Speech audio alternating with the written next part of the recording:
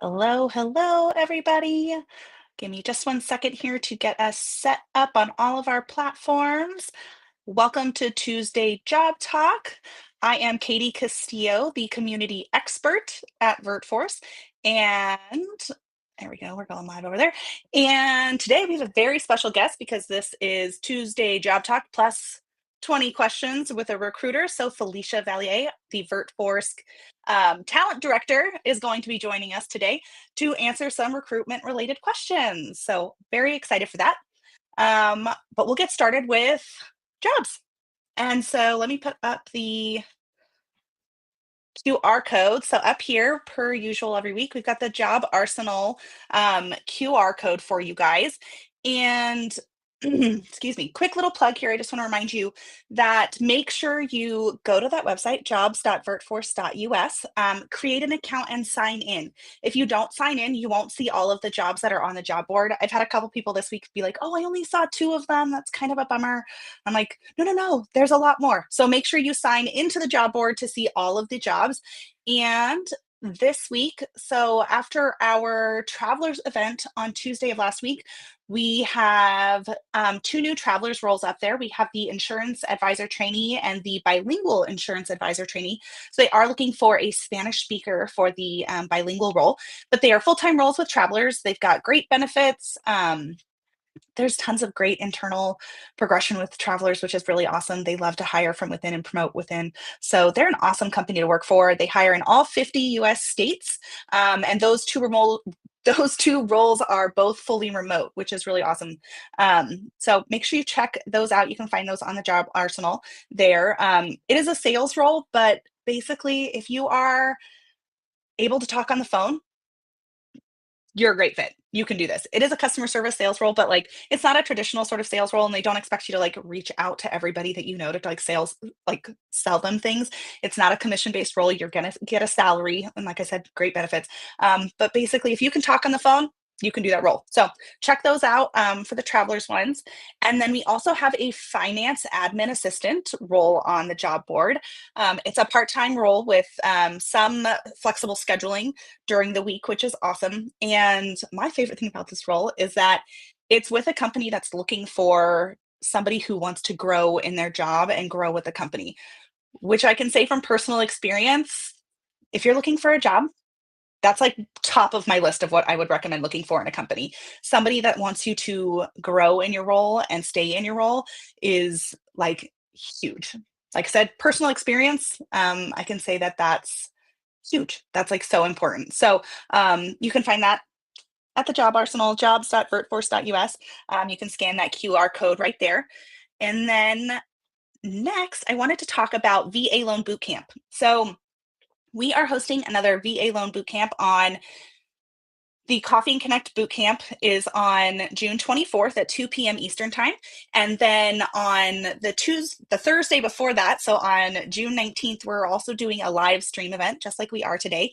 And we're going to talk a lot about on what we wish we knew sooner with the VA loan and investing in real estate and buying and selling homes when we move with the military. And we're also going to talk a lot about what is the best type of path that works for you and your family and your financial goals and your timelines. So I've purchased and sold a home. My family has. And let me tell you, I've attended 2 of these different events, but learning about the VA loan. And I can tell you every single time I learn more and more and more, and it is so helpful. And I'm not even in the like close range of buying another house in the next year or 2, probably at like earliest, but I still find these events to be super helpful. And just like, so you know what they are, we get into a casual Q&A kind of session. We answer your questions about the VA loans. We have experts that'll join us. We have Austin Wolverton, who is a U.S. Air Force veteran, and Michelle Crumley, who is a military spouse, and Kimber Hill will all be there to talk to you about this. But they're going to answer your questions. They'll talk about some myths, things they wish they knew earlier, sooner, and help you find what might be the best path for you and your family, because we all know that everybody's home buying PCS journey is different, right? So that is on, if you scan that QR code up there, That'll take you to the landing page, which has more information too if you want to learn a little bit more, and you can RSVP there. That way we can send you emails to remind you about when it's coming, and you'll get the Zoom link that way as well. And so now, Felicia, are you ready? I'm looking at her backstage to see if she's ready to join us for 20 questions. Okay, I'm going to bring her in. Whether you're ready or not, here you come. Hello. Sorry, I was shaking my head. So everybody, this is Felicia Valier, the talent director at VirtForce. Felicia. Hello, everybody. I'm excited to chat with you guys today. Sorry, I'm checking LinkedIn. Somebody said they can't see it on LinkedIn. Oh, is it not going? I don't know. Oh, is it because we did change it from Timbers to the VirtForce one? So I wondered if maybe that's why. So send them over to the VirtForce one and see if that helps. All right, guys.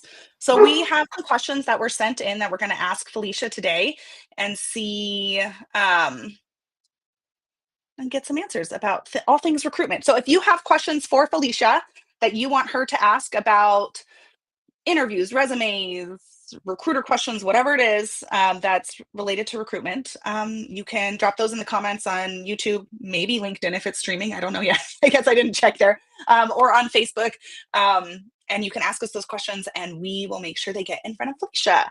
So first one that was sent in last week, we have, what's the best way to follow up on an application? And so this person actually asked a couple questions, but I wanted to make it simple. So what's the best way to follow up on an application? They always include a cover letter to stand out, but is there a good way to follow up and let the recruiter know we're really interested?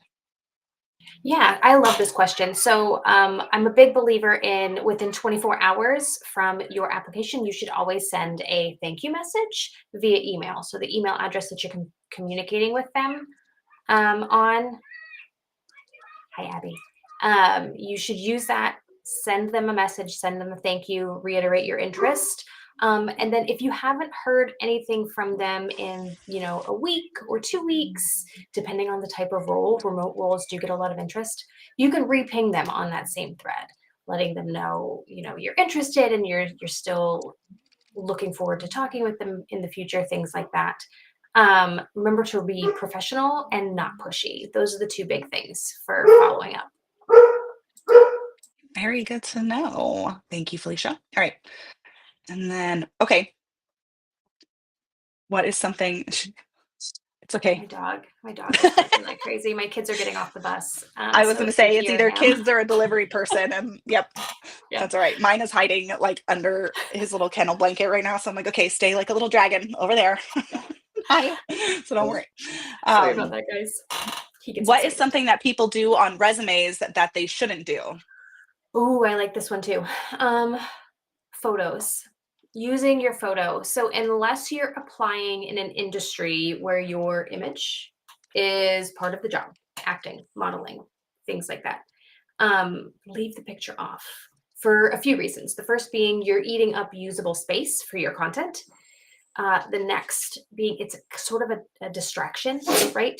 And then the final reason is it can create subconscious bias where people are making opinions or judging, and they don't need to be and they shouldn't be, but that happens. So don't give them that opportunity.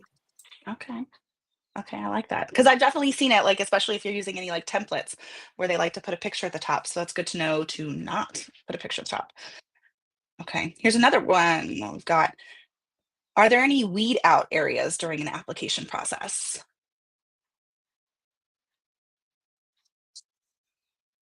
We'll give her a second. Sorry, informing my 5-year-old that he needed to leave. So weed out questions. Remote roles, which is one of the things that we specialize in, often can get hundreds, if not thousands, of applications. When it comes to weeding things out, we start with the basics, right? Did they follow the instructions to apply? Are they, is this a generic resume? Is it tailored to the role? And going from there. So specifically with VirtForce, when you submit your interest to a role, we are emailing you detailed instructions. You take the time to review them before you start your application process, because it's going to tell you all of the things you need to do and the things that will happen if you don't. So you're not going to be reviewed if you don't do each stage of the application process. Um, if you submit a application or your resume and cover letter and it's not formatted properly, I physically cannot view dot pages. I do not have a Mac. I'll say, Um, and all of our applications say like put it in PDF put it format in in a PDF. specific, yeah. And so it's a simple instruction, but it does matter, right? It does matter. It's make or break, because it you may or may not be reviewed. If you're not following the instructions, you're not going to be reviewed, and you've already, you spent the time doing this, but not following it through the whole way. So make sure you're showing off your attention to detail skill there. I like that one. I think that's a good point. All right. Ooh, here we go. We get this one a lot. But how do you feel about AI for resumes, cover letters, etc.? Yay. It's funny because I just talked about this not too long ago, right? AI is a tool. It is a tool. It does not replace you, your voice, your experience. And if you're using it to replace you, your voice, your experience, it can come off very unauthentic, very lackadaisical. So when you're using AI, whether it's for editing, refining your thoughts, or thanks, Kimber. Whether you're refining your thoughts or helping streamline your content and making it shorter, make sure, number one, that you go back and re-review what AI just told you. AI is very good at adding things in that you might not be experienced in. And if it does that, then you come off as unhonest, as you don't have integrity, and you're not an honest, excuse me, applicant. So make sure that you're reviewing that content and read it out loud. I think Katie and I talked about this. Like, you can hear AI. AI is very robotic, very, Doesn't sound like a person. yeah, it doesn't sound like a person. So even if I told somebody this on my post, even if you apply AI into your application, um, look back at what they said. Look back at what AI is telling you to use here and review it, and then go, okay, now how can I put this in my own words so that I'm not the same as like 65 people? And so then it sounds like you, right? So that's why Yeah. that's why you're saying say it out loud, because when you read it out loud, you'll be like, that's a weird sentence. That's not what a human would say. And so, and I was going to say this was the next question that got submitted was how can you tell that someone used AI apart from the brackets that say insert recruiter's name here or insert the company names that you're applying for here, kind of brackets, which we have seen those. So make sure Mhm. that you're not straight copying and pasting. But are there any other signs that you've seen recently that you can tell? Yeah. One of the biggest, AI will use the same phrases over and over and over again. And you start to learn what those phrases are. If this, then that. If this, then that. It has a very structured approach. And if 16 people submit the exact same messaging, and maybe they tweaked one or two words, but it's almost exact word for word, I can tell you're using AI. You have to Mhm. think that we are physically reviewing everybody's application, reading the stuff that you submit. I don't know if this is a me thing or if this is just something that recruiters do in general, but I can remember from application after application, or resume to resume to resume, if I've seen that phrase before. And it kind of goes along the same lines of like applying to job after job after job with the same content. When you're using that same content, we remember, we start to recognize your name, we start to recognize the phrasing, we start to recognize the tone, and then are kind of setting you to the side. We don't want to set you to the side. We want you to have the best opportunity. So read it, Yeah. review it. Well, and remember, if you want the recruiter to spend time on you and invest time in you and interview you, then make sure you're spending the time on them too, right? Like that's really important. Um, that's my little plug for take a little time. Use AI if you want to use it, but make sure you're reviewing it. Because if you don't, we can tell. Okay, so Valerie just asked this in our Facebook group. Valerie wants to know, I barely use LinkedIn. Why is it so important for some applications? Um, so I'm going to go in my trainer brain here. Um, LinkedIn, okay, everybody's going to Google you. If you have never Googled yourself, I highly recommend you Google yourself. What's going to come up may astound you. And it may not be about you. It may be somebody else with the exact same name as you. I literally Googled myself and found an obituary for my exact same name, and my name is not common. I have a sister-in-law with the exact same name as me. Like there are Yes, two Katie Castillos out in the world and we're related. So which is you even could pop funnier. up some. Yes, I know. So I say that all to get to this point, whereas if you have a crafted LinkedIn and a good presence on LinkedIn, you can send them to someplace where they're not going to Google you.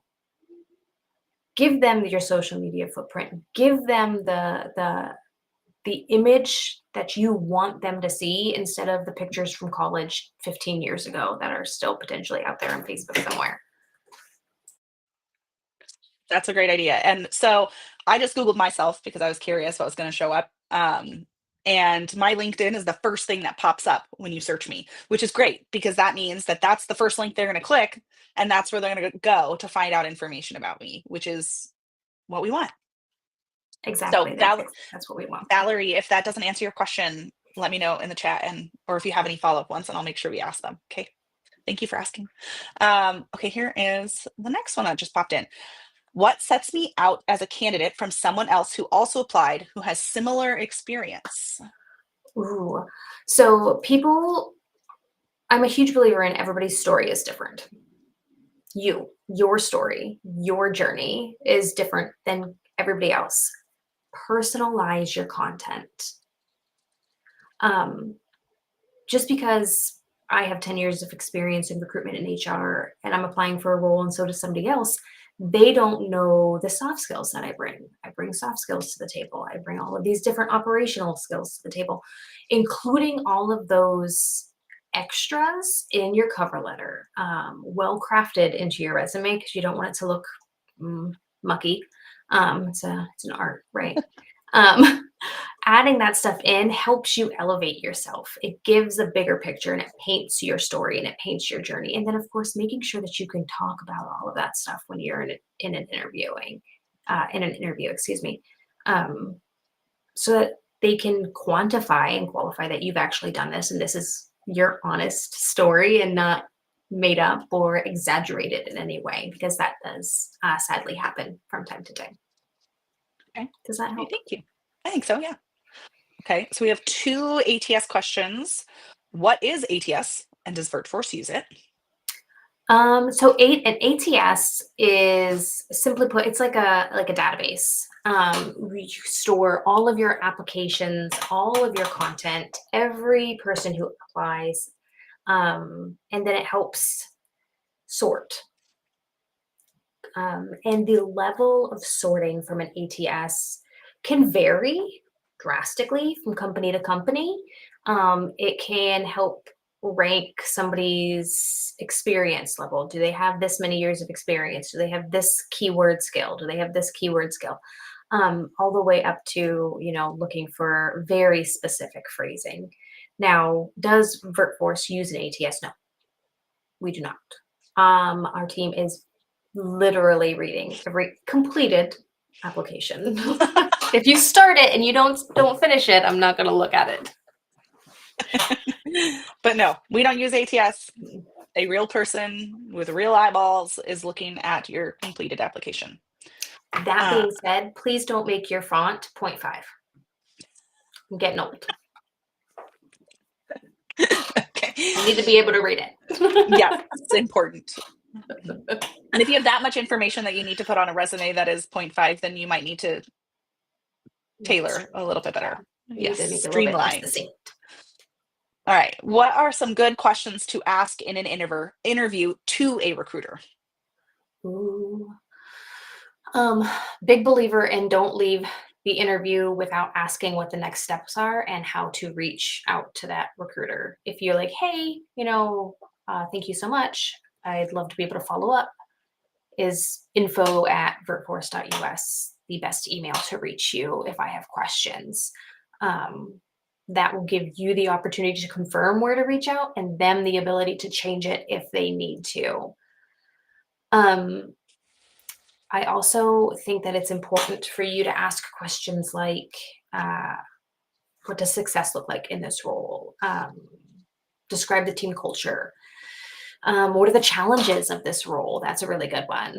Make sure you're showing engagement, curiosity, and you're asking specific questions that are related to the role, right? Or the company. Show that you've done some research in who the company is. Um, my favorite one uh, is somebody is at the end of their interview. They say, if at this point you had to finish interviews, is there anything about my experience that you were still questioning or you need you need clarification on, to help showcase that I'm the best fit for this role? I I love like that that one. question. I I do love that too. question because you're giving me the ability to go, oh, okay, well, I didn't really like what she said about this. It's not really aligned with this role, and I can clarify it. Um, and you're also showing that you are invested in the process. I really like that one a lot. It's It's a my good question. favorites. I will also say, having sat in on a couple interviews in the past couple months, don't just Google what should I ask a recruiter in an interview. Okay, hold on. And I just realized there's another question for this. So, what are bad questions? So, I'm going to start with this one and say, don't just Google what should I ask a recruiter in an interview because you're going to get really generic questions, and sometimes like they're not really relevant questions. So, somebody asked one time, I heard like, well, why would somebody leave this role? But there are a million reasons why somebody might leave a role, and it could be anything, right? Very personal, not personal. So like that doesn't necessarily show that you've like actually researched the company or looked into anything and you're not really like super engaged. Do you have any other questions that you think were like avoid these, please? If you're doing a first interview, um, don't ask about salary, benefits. When can I take PTO? Um, try not to say like, oh, so what? I've applied for a lot of jobs. I don't really recall what company this is with. Um, please don't do that. You should be tracking your applications on some sort of spreadsheet or something, saving the job descriptions so you know what you're applying for and what you're potentially interviewing for. Show that interest, keep that interest. Um, yeah, I think those are the big ones. Okay, here we just got a new one in. So we have two Yay. questions about cover letters. Valerie and Lady, I don't know if I said that right, so I'm sorry if I did not say that right. Want to know about cover letters. How important are cover letters? And are there any good resources for cover letters that you could recommend? Yes, I love cover letters. Somebody asked this question earlier, like, how do I stand out? Showcasing your skills, your extras, and all of that stuff. But putting that in the cover letter is one of the best things. So that I'm looking at your resume and I'm getting all of your experience, your qualifications, but then I'm reading your cover letter and I'm hearing directly from you why you're a good fit. It's the experience plus section. Okay. This is also the place where you can put down, if you're transitioning, you're doing a career pivot. Why? If you've had a gap, you don't have to go into crazy detail here. But you can put that in there so that when they're looking at your resume, if they're not used to military affiliated applicants, they're not going to see your gap or and get scared off, or they're not going to see, oh, this person used to be the CEO of a company. Why are they applying for this role? um, you can kind of showcase like, hey, I'm taking a step back in my career. I don't want anything that's that heavy of a duty lifting anymore. And those types of things in your cover letter. Okay. And for resources, um, I think I think cover letters are also included in Resume Bootcamp, correct? I believe so, yeah. Have to check on that. If you go to, I'm gonna put this back up. If you go to our Job Arsenal above Felicia, and you sign in there, and you go to the top tabs. Once you sign in, you click learning. There is a section there for resume boot camp. Um, and I believe in that there's a section on cover letters. So, but good to know if cover letters are a topic you guys need more help with. That's something we can talk about in the future too. So, all right, we've got a question from Lewis or Louie on YouTube.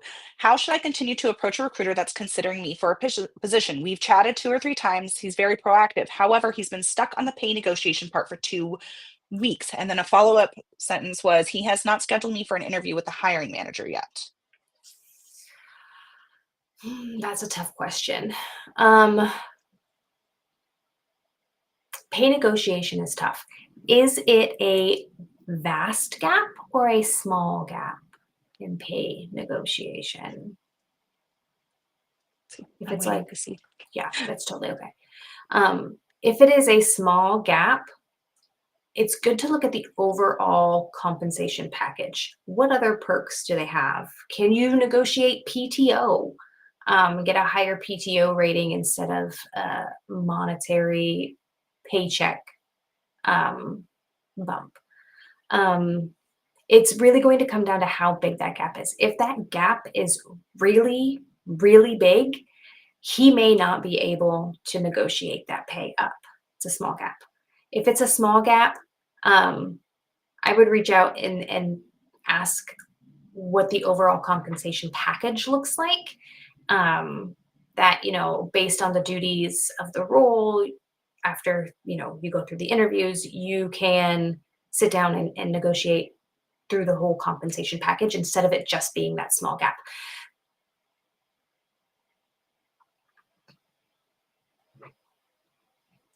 Does that help, Louie? Something else too that kind of goes along with salary negotiation stuff is something to ask with the recruiters and when you're interviewing is like, how often do we do reviews, like performance reviews, and how often do we reevaluate things? Because if you're reevaluating your position and your duties and your pay every 6 months, that also gives you a little bit of wiggle room for the future. Yeah. But that's an important thing to know too. All right, we have another question from, where'd it go? Oh, there it is. From YouTube. And it said, what's your resume preference? A traditional style, skills-based resume, skills-based resume, hybrid with parts of both, summary, key competencies with quantifiable skills under experience. What do you think? My recommendation is to use summary with your quantification of your skills and then all of your experience. My brain stopped working in a traditional format after that, including, your volunteer experience, and then at the end, putting all of those additional tech skills. Why that way? Okay, when you are recruiting for a vast industry, typically, across many industries, across many roles. I am not an expert in every industry and in every role that we recruit for. So if you can dummy proof your resume so that I can look at it and within 15 seconds I can go, okay, this person's summary, this person's qualifications, let me take their qualifications. I see it here in this bullet point, here in this bullet point, here in this bullet point. I am able to qualify and quantify your experience quickly. You are moving on to my next stage of that process. If I have to dig through paragraphs, through pages, this is for civilians, not for federal. Federal is different. Through pages of contents that are in block paragraphs with no bullet points, it's not that I'm going to say no to you, but I'm probably going to move you aside for when I have time to give this more attention. Then it comes down to a timeline thing. I may never get to that point. I may fill up all of my interviews before I get to that point.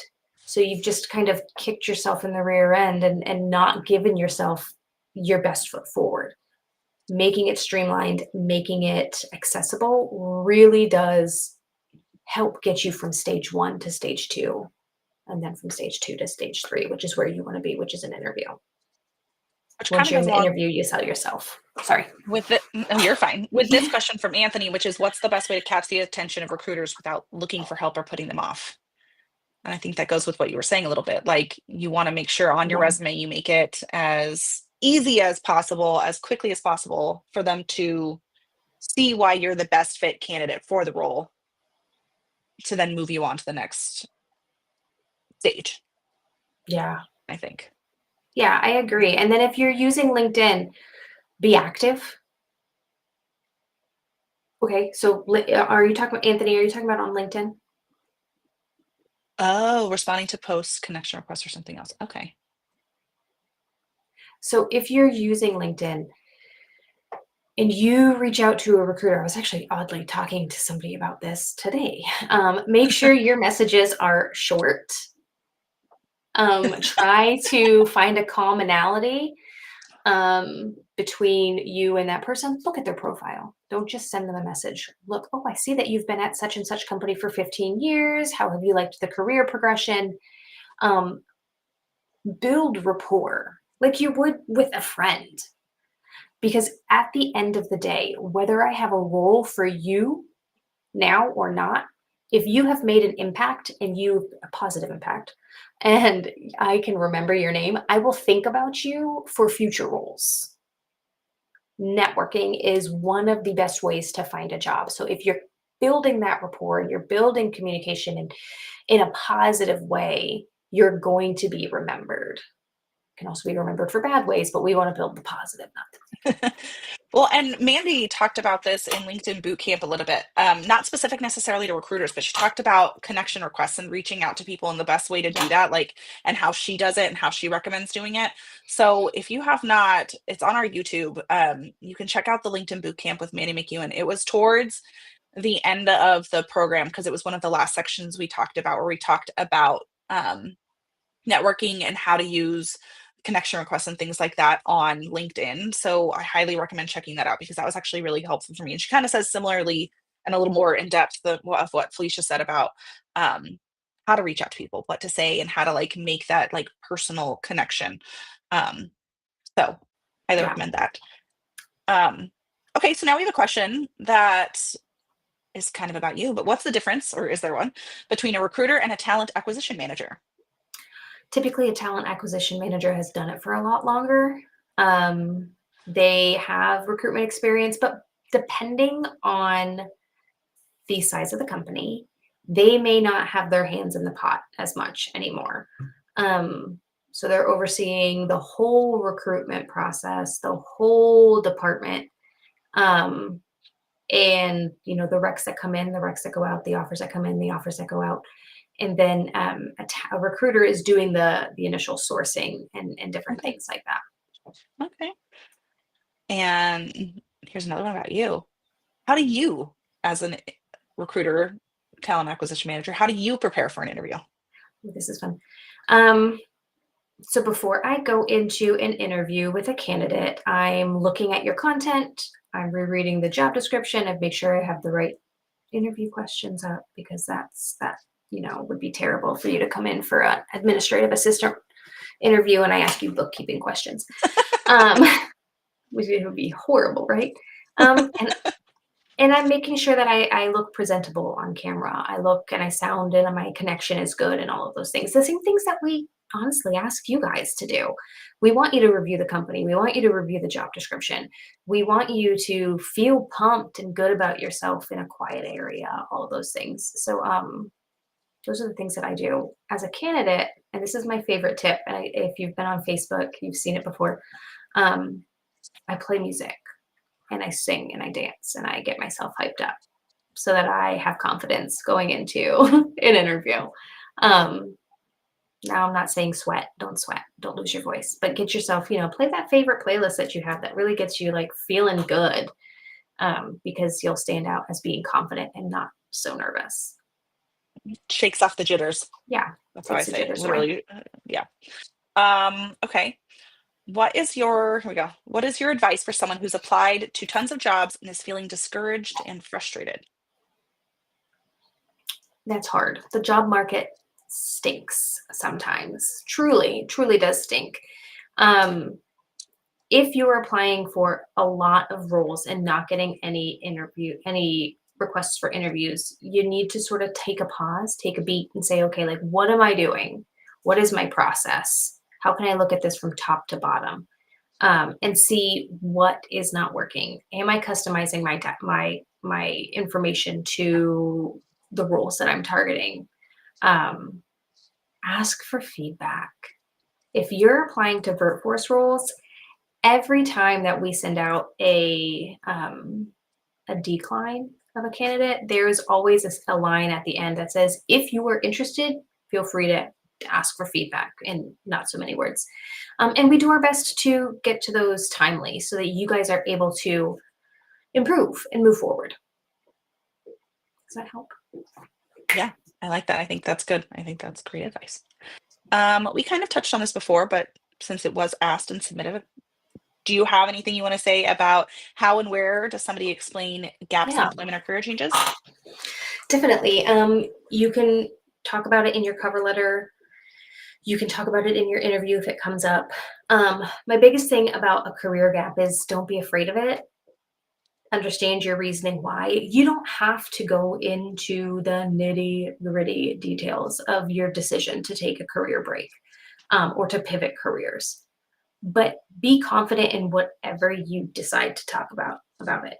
I decided to take a break and focus on my family. And now, and during that time, I really worked on my organization, multitasking, resilience skills, whatever they may be. And I'm excited to bring those to this role. Always pivot back around to this role, I like that. how you can tie it in. Okay. And we're getting towards the end here. So if you have any questions, make sure you send them now because we're almost done. So if you have any last minute ones, we've got maybe 5-ish minutes left. But what feedback can we expect if we're not selected? This will vary based on company and policy. For us, we will try to give you feedback that's going to help you improve. It's going to be, maybe it's just going to be about the volume. There were a ton of candidates, and you applied at the last minute. It could be as easy as something where we're helping you streamline your resume to help you stand out better. I had a conversation with somebody that I interviewed last week about that, where I told her, frankly, your resume is quite overwhelming. We need to streamline this and make this a little bit more accessible and easy to read, so you don't scare people off. The biggest thing is I'm going to be honest. It comes from a place of caring, and it's going to be something that can help you move forward in your journey. And that's great advice. And be open. I'm gonna say that. Open. If you're asking for feedback, make sure that you're actually genuinely asking for feedback. Make sure you're ready to hear it. Well, we've got some chat. Anything? Um, all right, let's see. All right, question. Let me check Facebook really fast before we get to our very last question. Okay, here we go. Let me see if I can get this over there really fast so it's on screen for you because I feel like that's Yeah. been helpful to have. um, okay. My career was in the medical field and have experience in remote work. Should I include all of my previous work experience on my resume, even if it's not for a medical role, but the bulk of my work experience is from that? This is from Jen on Facebook. So Jen's doing a career pivot and wants to know what experience she should include and not include. Yes. Yes. Yes. Okay. Yes. So make sure I That's got that. that's what I'm getting. So Jen, if that's not what you mean, put it in the comments and I'll make sure we pivot back to what you're actually asking. Yeah. So you should include your experience so that it doesn't show non-existent gaps. Now, looking at your experience, there may be aspects of your role that aren't 100% aligned to the role you're applying for, but are cross-functionally related. Look for those and add those in to your bullets so that the cross-functional is showcasing. If there is absolutely nothing, I was a dental assistant and now I want to be a bookkeeper. If there is absolutely nothing there, then you can add a section at the bottom, and I've done this in myself, where it says other experience, and it just says the title, the dates, and what I did. So Target, I worked at Target when I was in college. That's not on my resume all the time. But if I have to put it on my resume, if they want A to Z about my history, I will put Target. I don't even remember my title at this point. Um, Sales lead, and then assisting customers day to day with day to day operations, whatever it may be. So that it's still there. I'm meeting their requirements of the application process, but I'm also not spending a lot of time and a lot of space on it. You first look for your the cross-functional relevancies. Good. Okay, this is our last question for today. And that is, what is the most important piece of advice that you wish every applicant knew? Ooh, take your time with your application. Don't lay and spray. Um, like I said earlier, recruiters have this tenacity, this ability to just remember things from time to time, from application to application. Um, so being able to showcase yourself without to that job without just tossing a resume at it shows that you've taken the initiative, you've put in effort, and you're a human and you have positive qualifications for this role. The biggest thing is that the right employer is going to see your value. Just make sure that you're stating your value. I like that. Take the time to show your value. Plus, we know, and then that kind of catches a lot of the things you talked about earlier too. That like we know you're excited for the job, and that's awesome. But like, review your stuff. Make sure that you're putting your best foot forward. Right. Yeah, I definitely think take the time. Don't just toss something at it, especially if it's a job you want. If it's a job you want, take the time. If it's not a job you want, and it's just like a we'll cover the bills role. I get it. Sometimes we have to take those when we're growing in our career or if we're in a tough spot. But make sure you're taking the time for the roles that you want. I love that. Thank you, Felicia, and thank you everybody for joining us today. We will be back next Tuesday, same time, same place, and we'll talk about jobs then and some other advice. So